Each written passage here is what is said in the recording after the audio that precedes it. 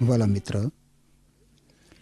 હવે મિત્ર તમે જોશો તો લેવીયના પુસ્તકના પ્રથમ અધ્યાયમાં દહનાર્પણ એ મુખ્ય વિષય તરીકે છે. દહનાર્પણ માનવીની જાણમાં છે ત્યાં સુધી દહનાર્પણ જૂનામાં જૂનું અર્પણ છે. એ હાબેલનું અને ઇબ્રાહિમનું અર્પણ હતું. દરેક અર્પણ પિત્તળની વેદી ઉપર કરવામાં આવતું હતું, પણ દહનાર્પણ પિત્તળની વેદી ઉપર થતું હતું. એટલે એ વેદીને હોમયજ્ઞની વેદી પણ કહેવામાં આવતી.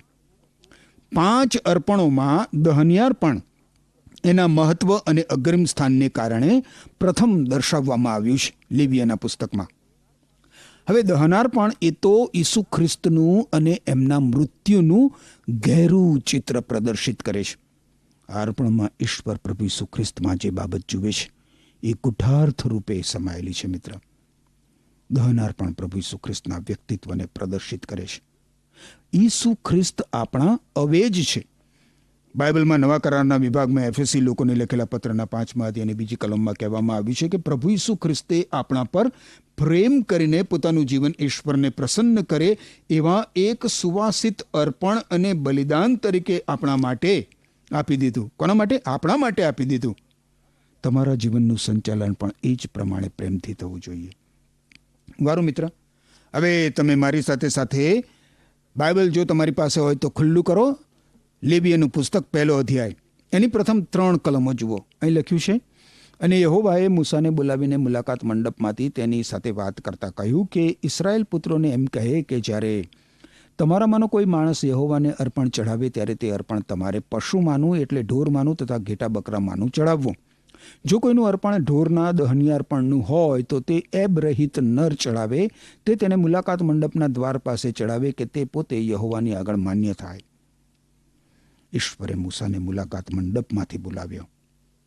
મુલાકાત મંડપમાંથી તમે જુઓ મિત્ર, ઈશ્વર હવે સિનાઈ પર્વત ઉપરથી એમણે આજ્ઞાઓ આપી હતી ત્યારે જે રીતે ગર્જના અને વીજળીમાં બોલ્યા હતા એ રીતે સિનાઈ પર્વત ઉપરથી બોલતા નથી.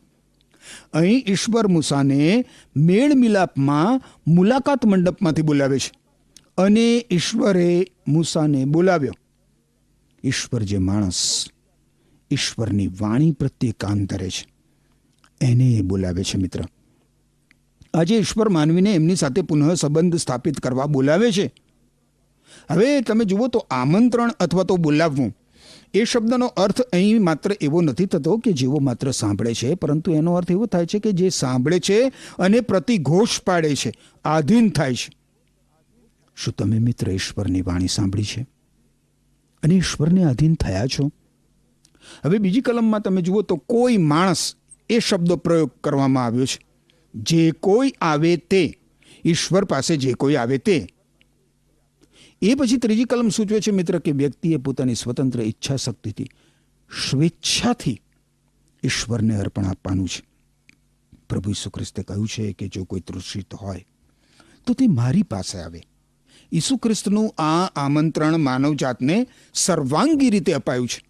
ઈસુ ખ્રિસ્તના આ આમંત્રણમાંથી કોઈને બાકાત રાખવામાં આવ્યા નથી મિત્ર, સિવાય કે કોઈ વ્યક્તિ પોતે જ પોતાને એમાંથી બાકાત રાખે. ઈસુ ખ્રિસ્ત માત્ર એક જ શરત રાખે છે આ માટે, જે કોઈ તરસ્યો હોય. કદાચ મિત્ર તમે એમ કહો કે તમને એવી તો કોઈ તૃષ્ણા છે જ નહીં, તો પછી કદાચ ઈસુ ખ્રિસ્તનું આમંત્રણ તમારા માટે ના હોઈ શકે. પરંતુ જો તમને ઈશ્વરની સત્યની તૃષ્ણા હોય તો ઈસુ ખ્રિસ્ત તમને તેમની પાસે આવવાનું આમંત્રણ આપે છે મિત્ર. ઈસુ ખ્રિસ્ત તમારી તૃષા छिपाવી શકે છે. યશાયા સંદેશવાહક એના પુસ્તકના 55મા અધ્યાયની 1લી કલમમાં કહે છે કે હે તૃષિત જનો, તમે સર્વ પાણીની પાસે આવો. જે કોઈ ઈચ્છે મિત્ર, જે કોઈ ઈચ્છે એ પ્રભુ ઈસુ ખ્રિસ્ત પાસે આવી શકે છે. ઈસુ ખ્રિસ્ત પાસે આવવાની જરૂરિયાત મહેસૂસ કરવી અને ઈચ્છા હોવી એ જરૂરી છે. હવે અર્પણ કરવા માટે 2 પ્રકારના પશુ લાવવામાં આવતા હતા. એક તો પાલતુ ઢોર ઢાંક હતા અને બીજા ઘેટા હતા. દહનાર્પણ માટેનું પશુ એબ રહિત હોવું જોઈતું હતું, શુદ્ધ હોવું જોઈતું હતું. આવું એબ રહિત શુદ્ધ પશુ પ્રભુ ઈસુ ખ્રિસ્તની પૂર્વ છાયારૂપ હતું મિત્ર. ઈશ્વરે આપણા પાપો માટે પોતાના દીકરાને ઈસુ ખ્રિસ્તને આપણાથી પાછો રાખ્યો નહીં મિત્ર. ઈસુ ખ્રિસ્તે આપણા પાપો માટે ક્રુસ ઉપર દુઃખ અને પીડા સહન કર્યા, પરંતુ ઈશ્વરે સ્વર્ગમાં દુઃખ અને પીડા સહન કર્યા. બલિદાન માટેનું પ્રાણી માનવીને આધીન હોવું જોઈએ. જુઓ, આ કેટલું અદ્ભુત ચિત્ર છે મિત્ર. ઈસુ ખ્રિસ્ત આજ્ઞાધીન સેવક હતા. ઈસુ ખ્રિસ્ત સેવા કરવા આવ્યા હતા અને મરણ સુધી ઈશ્વરને આધીન રહ્યા હતા મિત્ર. હવે હિબ્રુ ભાષામાં દહનિયાર્પણ માટેનો શબ્દ છે ઓલાહ. ઓલાહ ઓલાહ એટલે જે સ્વર્ગ તરફ ઉપર જાય છે તે. દહનાર્પણ ધુમાળા રૂપે ઉપર તરફ જતું હતું.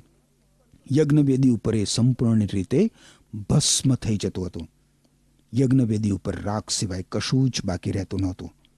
આ બાબત દર્શાવે છે મિત્ર કે ઈશ્વર ઈસુ ખ્રિસ્તમાં આ દહનાર્પણ જુએ છે. એફએસી લોકોને લખેલા પત્રના 5મા અધ્યાયની બીજી કલમમાં મેં તમને વાંચી સંભળાવ્યું હતું એ પ્રમાણે મિત્ર ફરીથી વાંચી સંભળાવું, ધ્યાનથી સાંભળો. ઈસુ ખ્રિસ્તે આપણા પર પ્રેમ કરીને પોતાનું જીવન ઈશ્વરને પ્રસન્ન કરે તેવા એક સુવાસિત અર્પણ અને બલિદાન તરીકે આપણા માટે આપી દીધું. અહીં લેવીયના પુસ્તકના પ્રથમ અધ્યાયની 9મી, 13મી અને 17મી કલમ દર્શાવે છે મિત્ર કે દહનાર્પણ ઈશ્વર પ્રત્યે સુવાસિત હોમયજ્ઞ છે. અને ઈશ્વર ઈસુ ખ્રિસ્તમાં આ બાબત જુએ છે મિત્ર. ઈશ્વર કહે છે કે પ્રભુ ઈસુ ખ્રિસ્તે મારા અને તમારા પાપો માટે ક્રૂસ ઉપર જે યજ્ઞ કર્યો છે એનાથી તે સંતુષ્ટ છે. ઈસુ ખ્રિસ્તે આપણા પાપોનો સંપૂર્ણ દંડ ચૂકવી દીધો છે અને ઈશ્વર એનાથી પૂરેપૂરા પ્રસન્ન છે. અને એટલે જો આપણે ઈસુ ખ્રિસ્ત પર વિશ્વાસ કરીએ તો ઈસુ ખ્રિસ્ત આપણા પાપોની શિક્ષામાંથી, આપણા દુષ્કર્મોના બંધનોમાંથી આપણો સંપૂર્ણ ઉદ્ધાર કરવા માટે સક્ષમ છે. પરંતુ પ્રશ્ન એ છે મિત્ર કે શું તમે ઈશ્વરે કરેલી આ મુક્તિ યોજનાનો લાભ લેવા માંગો છો કે કેમ? હવે તમે લેવીયાના પુસ્તકના 1 અધ્યાયની 3જી કલમમાં જોશો મિત્ર તો દહનાર્પણ માટે બલિદાનનું પ્રાણી નર હોવું જોઈએ એવું લખવામાં આવ્યું છે. અને આ બાબત શું સૂચવે છે? આ બાબત સામર્થ્ય સૂચવે છે. એ બાબત દર્શાવે છે કે પ્રભુ ઈસુ ખ્રિસ્ત આપણો સંપૂર્ણ ઉદ્ધાર કરવા માટે સમર્થ છે. હિબ્રુ લોકોને લખેલા પત્રના 7મા અધ્યાયની 25મી કલમ જુઓ તો લખ્યું છે કે જે લોકો ઈસુ ખ્રિસ્ત દ્વારા ઈશ્વર પાસે આવે છે એમનો ઈસુ ખ્રિસ્ત ઉદ્ધાર કરવા માટે હમણાં અને હંમેશા શક્તિમાન છે. કારણ કે એવા લોકો માટે ઈશ્વર સમક્ષ મધ્યસ્થી કરવા ઈસુ ખ્રિસ્ત સર્વકાળ જીવે છે. હવે તમે જોશો મિત્ર તો લેવીયના પુસ્તકના 1 અધ્યાયની 3જી કલમ એમ પણ કહે છે કે બલિદાનનું પ્રાણી એબ રહિત હોવું જોઈએ, અર્થાત એ આદર્શ રીતે સંપૂર્ણ હોવું જોઈએ. અને આ બાબત શું સૂચવે છે? આ બાબત પ્રભુ ઈસુ ખ્રિસ્તની સંપૂર્ણતા સૂચવે છે. એટલે તમે જુઓ મિત્ર, આપણા બદલે આપણા પાપોનો દંડ ભરનાર ઈસુ ખ્રિસ્ત આપણો ઉદ્ધાર કરવા સક્ષમ છે. હવે આપણે લેવીયના પુસ્તકના 1 અધ્યાયમાં આગળ વધી અને 4થી કલમ જોઈએ.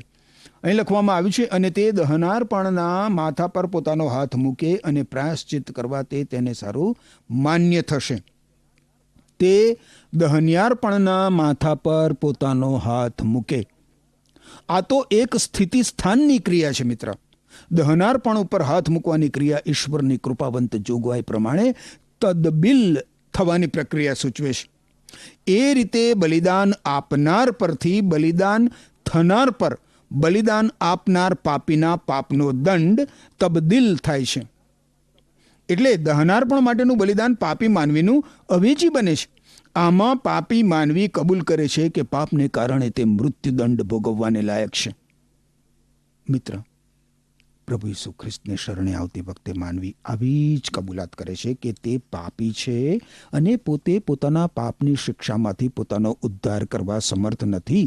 આથી તે પોતાના પાપથી પાછો ફરીને અજોડ ઉદ્ધારક ઈસુ ખ્રિસ્તની ગમ વળે છે અને ઈસુ ખ્રિસ્તને આધીન થવું એવું જીવન જીવવાની ઝંખના રાખે છે. ઈસુ ખ્રિસ્તને આધીન એવું જીવન. બલિદાનનું પ્રાણી પાપી માનવીની અવેજીમાં મૃત્યુદંડ સહન કરતો હતો. ઈસુ ખ્રિસ્તે મિત્ર આપણા માટે આપણા અવેજી તરીકે મૃત્યુદંડ સહન કર્યો છે. જ્યારે કોઈ માનવી પ્રભુ ઈસુ ખ્રિસ્તનો સ્વીકાર કરે છે ત્યારે તે જાણે કે ઈસુ ખ્રિસ્ત ઉપર પોતાનો હાથ મૂકે છે, અર્થાત એ ઈસુ ખ્રિસ્તને પોતાના ઉદ્ધારક તરીકેના સ્થિતિ સ્થાનમાં સ્વીકારે છે. ઈસુ ખ્રિસ્તે મિત્ર આપણા અવેજી તરીકે આપણું સ્થાન લીધું છે. કરંથવાસીઓને લખેલા બીજા પત્રના 5મા અધ્યાયની 21મી કલમમાં લખ્યું છે કે ઈસુ ખ્રિસ્ત પોતે નિષ્પાપ હતા, છતાં પણ આપણા માટે ઈશ્વરે તેમને પાપરૂપ કર્યા, જેથી ઈસુ ખ્રિસ્તની સાથેના સંબંધથી આપણે ઈશ્વરના ન્યાયપણાના ભાગીદાર બનીએ. અને પછી તમે જુઓ તો રોમન લોકોને લખેલા પત્રના 4થા અધ્યાયની 25મી કલમમાં પ્રેષિત પાઉલ કહે છે કે આપણા અપરાધોને લીધે ઈસુ ખ્રિસ્તને મરણને અધીન કરવામાં આવ્યા અને આપણે ઈશ્વરની સાથે સીધા સંબંધમાં આવીએ એ માટે ઈસુ ખ્રિસ્તને સજીવન કરવામાં આવ્યા. વારું આપણે હવે લેવીયના પુસ્તકના 1 અધ્યાયમાં આગળ વધીએ અને એની 5મી કલમ જોઈએ. 5મી કલમ જુઓ મિત્ર, અહીંયા લખ્યું છે, અને તે વાછરડાને યહોવાની સન્મુખ તે કાપે અને યાજકો એટલે હારૂનના પુત્રો તે રક્તને રજૂ કરીને મુલાકાત મંડપના દ્વાર પાસેની વિધિ પર ચોમેર તે રક્ત છાંટે. આ તો દહનાર્પણનો વિધિ છે. આ વિધિ સૂચવે છે મિત્ર કે પ્રભુ ઈસુ ખ્રિસ્તના મરણનું કારણ મારા અને તમારા પાપો છે. મારા અને તમારા પાપો. બલિદાનના વેવડાવવામાં આવેલા રક્ત વિના પાપોની માફી નથી મિત્ર. આજે આપણને પ્રભુ ઈસુ ખ્રિસ્તના પવિત્ર રક્ત દ્વારા પાપોની માફી મળે છે. બાઇબલમાં નવા કરારના વિભાગમાં યોહાને લખેલા 1 પત્રના 1 અધ્યાયની 7મી કલમના ઉત્તરાર્ધમાં કહેવામાં આવ્યું છે કે ઈશ્વરના પુત્ર પ્રભુ ઈસુ ખ્રિસ્તનું પવિત્ર લોહી આપણને સર્વ પાપથી શુદ્ધ કરે છે. આગળ મિત્ર તમે જુઓ તો 6 થી 9 કલમોમાં લખવામાં આવ્યું છે લેવીયનું પુસ્તક 1 અધ્યાય. અને દહની અર્પણનું ચામડું તે ઉતારે ને કાપીને તેના ટુકડા કરે, અને હારૂન યાજકોના પુત્રો વેદી પર અગ્નિ મૂકીને અગ્નિ પર લાકડા ગોઠવે. અને યાજકો એટલે હારૂનના પુત્રો તે ટુકડા મુંડી તથા ચરબી વેદી પરના અગ્નિ પરના લાકડા ઉપર ગોઠવે, પણ તેના આંતરડા તથા તેના પગ તે પાણીથી ધોઈ નાખે. અને યાજકો વેદી પર તે સગડાનું દહન કરે. તે યહોવાને સારું સુવાસિત દહનિયાર્પણ એટલે હોમ યજ્ઞ છે. પ્રત્યેક બાબત સારી રીતે અને પદ્ધતિસર કરવાની હતી. ઈશ્વર અંધાધૂંધીના પ્રેરક નથી મિત્ર. આ કલમોમાં દર્શાવેલી પદ્ધતિ સૂચવે છે કે પ્રભુ ઈસુ ખ્રિસ્તનું જીવન 2000 વર્ષોથી નિરીક્ષણ માટે, તપાસ માટે ઉઘાડું છે. અન્ય કોઈ પણ વ્યક્તિ કરતાં પ્રભુ ઈસુ ખ્રિસ્તની ચકાસણી વધારે પ્રમાણમાં થઈ છે, અને એ પુરવાર થતું રહ્યું છે મિત્ર કે ઈસુ ખ્રિસ્ત પવિત્ર છે, નિરુપદ્રવી છે, પરિશુદ્ધ છે અને નિષ્પાપ નિષ્કલંક છે.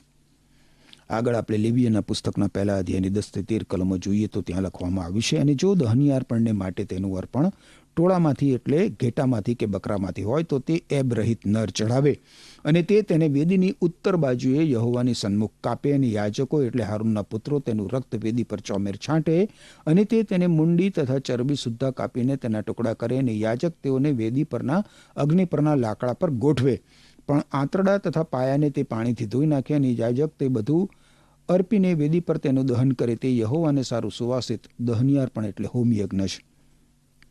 દહનિયાર્પણને તમે જુઓ મિત્ર, સંપૂર્ણ રીતે ખુલ્લું કરવામાં આવતું હતું, અને યજ્ઞવેદી ઉપર અગ્નિનો ઉપયોગ કરવામાં આવતો હતો. અગ્નિ એ ઈશ્વરની શુદ્ધ કરવાની શક્તિ અને સામનો ના કરી શકાય એવા ઈશ્વરના સામર્થ્યનું સૂચન કરે છે. બાઇબલમાં જૂના કરારના વિભાગમાં માલાખી સંદેશવાહકનું જે પુસ્તક છે એના 3 અધ્યાયની 3 કલમમાં લખ્યું છે કે તે રૂપું ગાળનાર, તે એટલે કે ઈશ્વર રૂપું ગાળનાર તથા શુદ્ધ કરનારની પેઠે બિરાજશે, ને તે લેવીના પુત્રોને શુદ્ધ કરીને ચોખ્ખા સોના રૂપા જેવા કરશે, અને તેઓ યહોવાને ન્યાયપણાથી અર્પણો ચડાવશે. જોયું તમે? બહુ જ સ્પષ્ટ શબ્દોમાં ઈશ્વરનું વચન આ પ્રકાશ આપે છે. હવે દહનાર પણ ઈસુ ખ્રિસ્તનું ઈશ્વર પિતાને સંપૂર્ણ સ્વાર્પણ સૂચવે છે. ઈશ્વર સાથે આપણે રમત કરી શકતા નથી મિત્ર. ઈશ્વર આપણી પાસેથી સંપૂર્ણ સ્વાર્પણ માગે છે, આંશિક સ્વાર્પણ નહીં. જ્યાં સુધી આપણે ઈશ્વરને આપણું સર્વાંગી સંપૂર્ણ શુદ્ધિકરણ, પવિત્રીકરણ કરવા દેતા નથી મિત્ર, ત્યાં સુધી આપણે ઈશ્વરની સાચી ભક્તિ કરી શકતા નથી. રોમન લોકોને લખેલા પત્રના 12મા અધ્યાયની પ્રથમ 2 કલમોમાં કહ્યું છે કે મારા ભાઈઓ, ઈશ્વરે આપણા ઉપર ઘણી દયા કરી છે. તેથી તેને ધ્યાનમાં રાખીને મારી તમને આ વિનંતી છે, તમે તમારી જાતનું જીવંત ઈશ્વરની સેવાને માટે અલગ અને તેમને પસંદ પડે એવું અર્પણ કરો. ઈશ્વરનું સાચું ભજન કરવાની એ જ રીત છે. આ દુનિયાના ધોરણને અનુસરશો નહીં, પરંતુ ઈશ્વરને તમારા મનનું પૂરેપૂરું બદલાણ કરીને તમારું આંતરિક રૂપાંતર કરવા દો. મિત્ર, આ તો ઈશ્વરના અગ્નિથી શુદ્ધ કરાય એવા અગ્નિરૂપ વચનો છે. ખેર, મારી સાથે સાથે તમે આગળ વધો. લેવીયના પુસ્તકમાં 1 અધ્યાય એની 14 થી 16 કલમો જુઓ. અને જો યહોવાને સારું તેનું અર્પણ દહનીયાર્પણને માટે પક્ષીઓનું હોય તો તે હોલાઓનું કે કબૂતરના બચ્ચાનું અર્પણ ચડાવે. અને યાજક તેને વેદી પાસે લાવીને તેની મુંડી મરડી નાખે ને વેદી પર તેનું દહન કરે અને તેનું રક્ત વેદીની બાજુએ નીગળી જવા દે. અને તે તેનો પોટો મેલ સુદ્ધા કાઢી લઈને વેદીની પૂર્વ બાજુએ રાખ નાખવાની જગ્યાએ ફેંકી દે. ઈશ્વર માટે અર્પણ નહીં લાવવા માટે ગરીબાઈનું બહાનું બતાવી શકાય એમ નહોતું મિત્ર. પ્રાણીની જગ્યાએ પક્ષી પણ અર્પણ માટે લાવવું પડતું હતું. 17મી છેલ્લી કલમ જુઓ. અને તે તેને પાંખો પાસેથી ચીરે, પણ તેના 2 ભાગ પાડી ન દે. અને યાજક વેદી પરના અગ્નિ પરના લાકડા પર તેનું દહન કરે.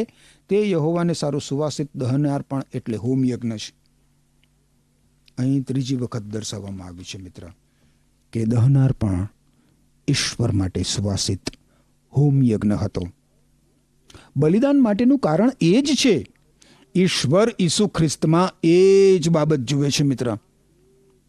ઈશ્વર પ્રભુ ઈસુ ખ્રિસ્તમાં સંપૂર્ણ સંતુષ્ટ છે અને તે આપણને ઈસુ ખ્રિસ્તમાં જુએ છે મિત્ર. કોણ? ઈશ્વર આપણને સીધે સીધા નથી જોતા, ઈસુ ખ્રિસ્તમાં થઈને જુએ છે અને એટલે ઈશ્વર આપણામાં સંતુષ્ટ છે. રોમન લોકોને લખેલા પત્રના 3 અધ્યાયની 21 થી 25 કલમો તમે જુઓ. 3 અધ્યાયની 21 થી 25 કલમો, તો ત્યાં લખવામાં આવ્યું છે કે હવે તો માનવી ઈશ્વર સાથે સીધા સંબંધમાં આવે એ માટેનો માર્ગ ખુલ્લો થયો છે. એનો આધાર નિયમ ઉપર નથી. જો કે નિયમશાસ્ત્ર તેમજ સંદેશવાહકોના પુસ્તકો એ બંને વિશે સાક્ષી આપે છે. ઈસુ ખ્રિસ્ત પર વિશ્વાસ કરનાર બધાને ઈશ્વર ન્યાયી ગણે છે. આ બાબતમાં કોઈ જ પ્રકારનો ભેદભાવ નથી, કારણ કે બધા જ લોકો નિશાન ચૂકીને પાપમાં પડ્યા છે અને ઈશ્વરના મહિમાવંત ઈરાદાથી તેઓ દૂર ને દૂર જતા જાય છે. પણ ઈશ્વરની અમૂલ્ય કૃપા દ્વારા તેઓને મુક્ત કરનાર ઈસુ ખ્રિસ્તની મારફતે બધા જ ઈશ્વરની સાથે સીધા સંબંધમાં આવી શકે છે. ઈશ્વરે ઈસુ ખ્રિસ્તને બલિદાન થવા આપ્યા. ઈસુ ખ્રિસ્તના મરણ દ્વારા ઈશ્વરનો માણસોના પાપની વિરુદ્ધનો કોપ દૂર થાય છે અને એમ ઈસુ ખ્રિસ્ત પર વિશ્વાસ કરનાર માણસોના પાપ ઈશ્વર માફ કરે છે. આમાં માણસને પોતાની સાથે સીધા સંબંધમાં લાવવાનો ઈશ્વરનો હેતુ પ્રગટ થાય છે. મિત્ર, શું તમે તમારી અને તમારા પાપોની વચમાં ઈસુ ખ્રિસ્તનું બલિદાન મૂકવા માંગો છો? તમે પ્રભુ ઈસુ ખ્રિસ્ત પર વિશ્વાસ કરવા, એમને શરણે આવવા માંગો છો? ઈસુ ખ્રિસ્તને શરણે આવો અને ઉદ્ધાર તથા જીવન પામો. એમ કરવા માટે ઈશ્વર તમને કૃપા આપો. આમેન.